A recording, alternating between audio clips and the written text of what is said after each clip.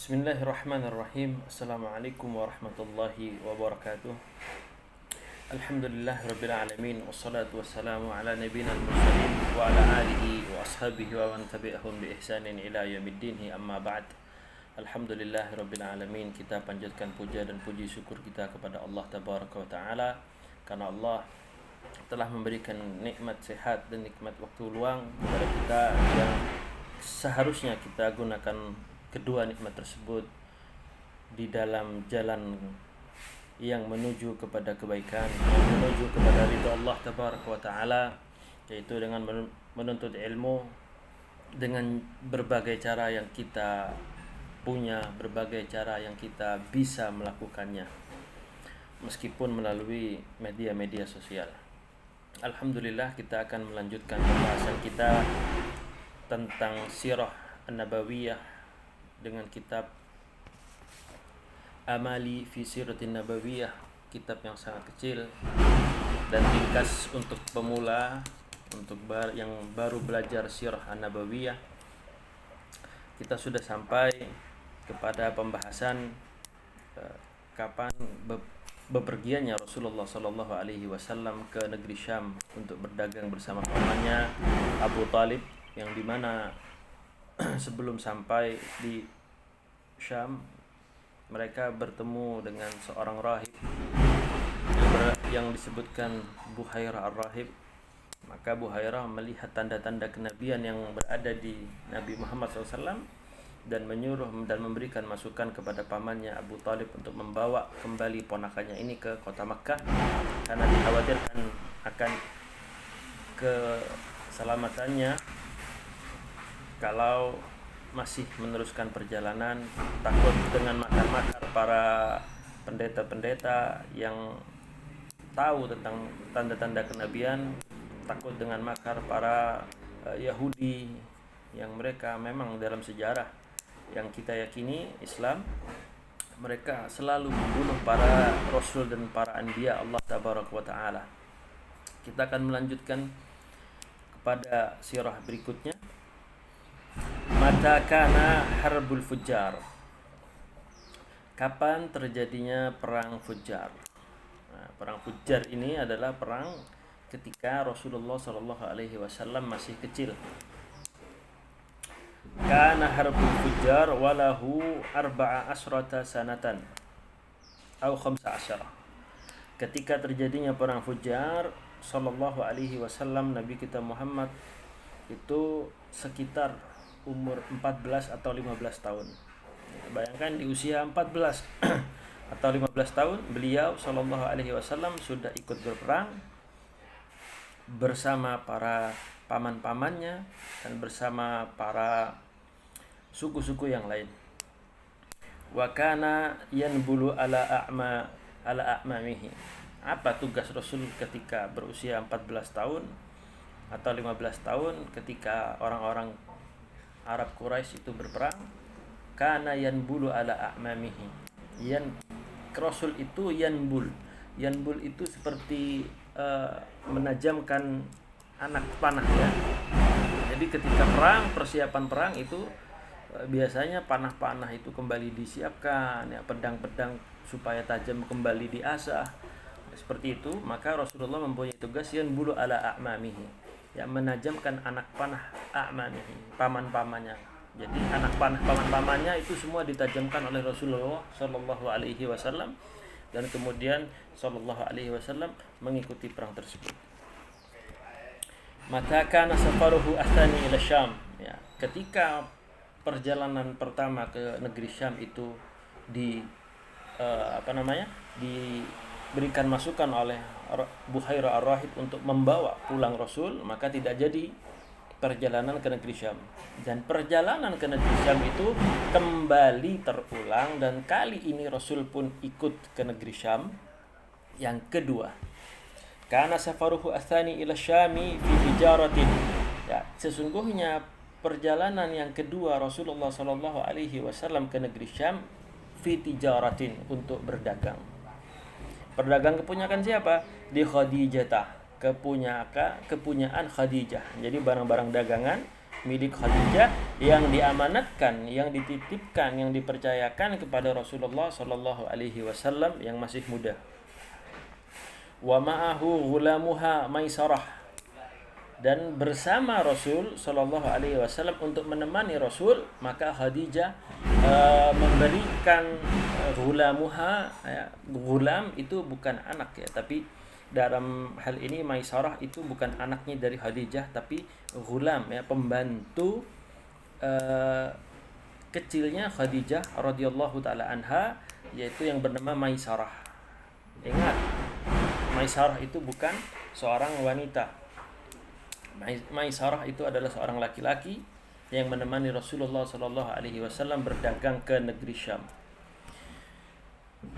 Wa fi ruju'ihi, dan ketika Rasulullah Shallallahu Alaihi Wasallam pulang ke negeri Mekah setelah berdagang ke negeri Syam sekian waktu ya, maka tazawwajaha, maka Rasulullah Shallallahu Alaihi Wasallam menikahi Khadijah ya. Karena Khadijah takjub kepada kejujuran Rasul, karena Khadijah itu tertarik terhadap paras indah Rasul Sallallahu Alaihi Wasallam yang tidak mengalahkan indahnya akhlak beliau Sallallahu Alaihi Wasallam, dan radhiyallahu taala anha. Wa tazawwajaha, dan menikahinya, walahu idzaka minal umri 25 sanatan, dan ketika itu Rasulullah Sallallahu Alaihi Wasallam berumur 25 tahun. 25 tahun itu pernikahan antara Rasulullah Sallallahu Alaihi Wasallam dengan Khadijah radhiyallahu taala anha.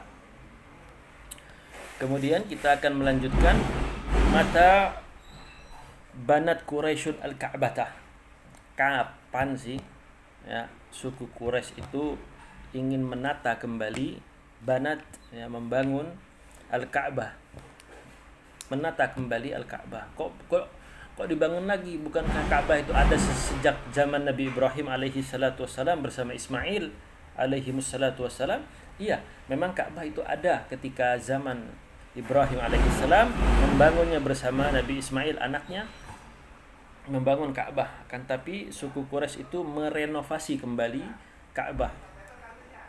Banat Quraisyun al-Ka'bata ya.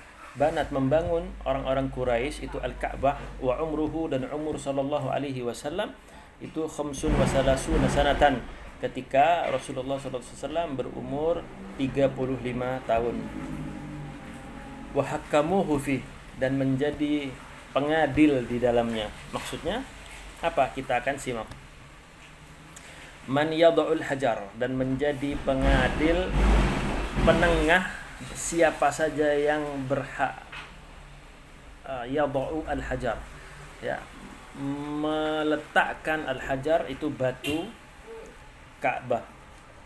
Karena pada waktu itu sempat terjadi cekcok ribut antara suku Quraisy. Siapa yang berhak membawa batu Ka'bah untuk ditata ulang? Maka terjadilah percekcokan antara suku-suku Quraisy. Kemudian Rasulullah SAW datang dan menjadi penengah di saat itu. Dan belum ada pikiran orang-orang yang lain untuk mengerjakan apa yang akan dikerjakan oleh Rasul SAW. Lihat begitu indah dan adil akhlak Rasul dalam menyelesaikan masalah, dan tidak pernah terpikirkan orang-orang selain Rasulullah SAW.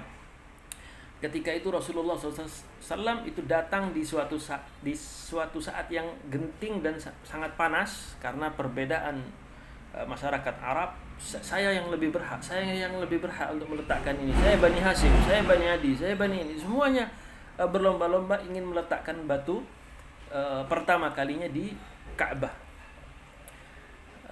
Kemudian Rasul Shallallahu Alaihi Wasallam datang dengan tawadhu'nya, dengan sifat lemah lembutnya, membuka imamahnya, ya imam Rasul, sorbannya Rasul dibuka, fawada'ahu fi thawbin, maka Rasulullah SAW meletakkan batu tersebut di serban yang telah dibuka oleh Rasul SAW dan dihamparkan. Kemudian di tengah-tengah hamparan serban Rasul Sallallahu Alaihi Wasallam itu, maka beliau mengambil batu dan meletakkannya di tengah. Wa amara kulla qabilatin an ta'khudha bi tarafin min ats-tsawb, dan memerintahkan kulla qabilah, setiap qabilah, an ta'khudha, untuk memegang, untuk mengambil, bi tarafin min ats-tsawb, dan memerintahkan setiap qabilah itu untuk memegang, mengambil setiap ujung dari thawb. Nah, kita ketahui thawb itu bukan berbentuk segitiga, ketika dihamparkan itu segi empat atau persegi panjang, ya, segi empat sama rata. Wakanu, dan mereka, siapa sih qabilah-qabilah yang berseteru itu? Wakanu arba'a qabail, dan di mereka itu terdiri dari 4 qabilah. Falamma, ketika mereka, rafa'uhu, mengangkat kembali, ila maudihi, ke tempat-tempatnya, wada'ahu biyadihi sallallahu alaihi wasallam, maka jadi falamma, ketika mereka mengangkat batu Ka'bah yang telah diletakkan di tengah-tengah laut oleh Rasul sallallahu alaihi wasallam, ila maudihi, ke tempatnya, fa wada'ahu, dan mengambil dan meletakkannya dengan tangan Rasulullah sallallahu alaihi wasallam kembali di dinding Ka'bah. Kemudian, kam umruhu sallallahu alaihi wasallam yauma bu'itha wa ila man bu'its, pada usia berapakah Rasulullah sallallahu alaihi wasallam itu diutus menjadi rasul, dan kepada siapakah diutus Rasulullah sallallahu alaihi wasallam? Ba'athahullahu ta'ala, wa ba'athahullahu ta'ala, dan Allah subhanahu wa ta'ala mengutusnya, ala ra'sin, ketika beliau berkepala, arba'ina sanatan, 40 tahun, berumur 40 tahun, ila kafatin nas, kepada seluruh manusia, tanpa memperdulikan suku, bangsa, dan yang lainnya. Maka Allah tabaraka wa ta'ala mengutus Rasul untuk seluruh manusia hingga akhir zaman nanti, sampai kiamat nanti. Wala nabiyya ba'dah, dan tidak ada nabi, wala rasulah ba'dah, dan tidak ada rasul setelah beliau sallallahu alaihi wasallam. Basyiran, sebagai pembawa kabar gembira, wa nadhiran, dan sebagai pembawa peringatan kepada seluruh umat manusia.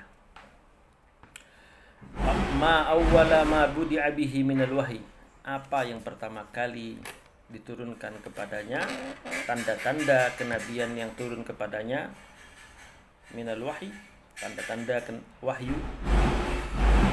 Awwalu, yang pertama kali, ma budi'ah, yang nampak kepadanya, minal wahyi, dari wahyu Allah tabaraka wa taala, yaitu ar-ru'ya as-salihah, ya, mimpi yang menjadi kenyataan. Maka perlu diketahui, mimpinya seorang rasul itu juga wahyu dari Allah tabaraka wa taala kepada beliau sallallahu alaihi wasallam. Fakana la yara ru'yan, maka Rasul tidak melihat sebuah mimpi pun, illa, kecuali, ja'at misla falakis subh, datang kepadanya seperti falak, ya, sinar falakis subh, ya, falak, ya, terbitnya matahari di waktu pagi. Jadi seakan-akan itu mimpinya itu terang, ya, terang yang mendatangi beliau, cahaya yang mendatangi beliau seperti cahaya falakis subuh. Kaifa kana haluhu qabla al-wahyi wa ma awwalu ma unzila alaihi, bagaimana keadaannya sallallahu alaihi wasallam qabla al-wahyi, sebelum wahyu, wa ma awwalu, dan apa yang pertama kali, ma unzila, yang diturunkan Allah tabaraka wa taala kepadanya. Kana sallallahu alaihi wasallam yata'abbadu fi ghari hira'in layali dawatil adad, ya, sesungguhnya sallallahu alaihi wasallam ketika datang tanda-tanda kenabian kepadanya berupa mimpi-mimpi yang datang seperti cahaya falak subuh, itu Rasulullah SAW sering menyendiri, menghabiskan waktunya sehari-hari di Gua Hira, ya, mengasingkan diri, karena otomatis selama usia dini sampai dewasa, Rasul Shallallahu Alaihi Wasallam tidak pernah mengalami hal tersebut. Ya, ujuk-ujuk tiba-tiba Rasul ketika berusia 40 tahun datang